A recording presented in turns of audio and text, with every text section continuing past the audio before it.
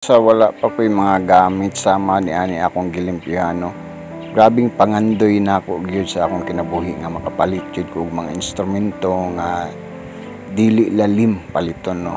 Kay masuya gyud ko kaayo sa mga instrumentalist sa una labi naa sila mga bag-o na mga instrument no.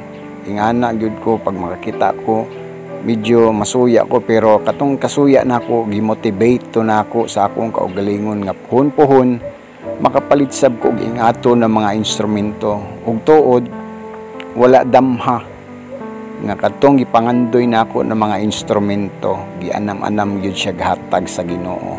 Kay ngano ginaampo gyud to nako siya og dala paningkamot no, dili gyud lalim maningkamot nga makapalit ta ingato.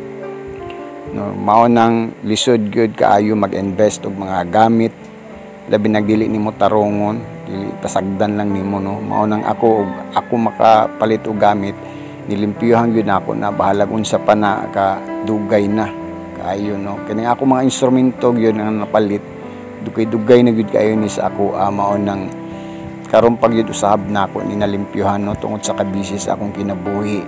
Mao nang kung aduna may mga instrumento nga parehaan ni pingin jud ninyo kay dili lalim mag-invest, dili lang ni siya tag 100, 200, 300 no, mas more pa ang price gyud ani niya.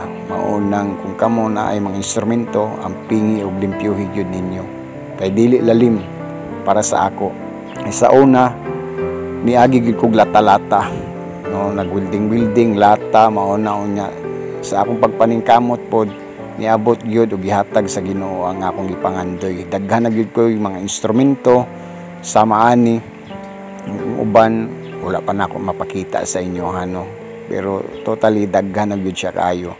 So sa mga nangandoy gyud og mga instrumento na mga ingani no, pangandoy lang dala paningkamot kay ihatag lang gyud na pohon sa inyo ha.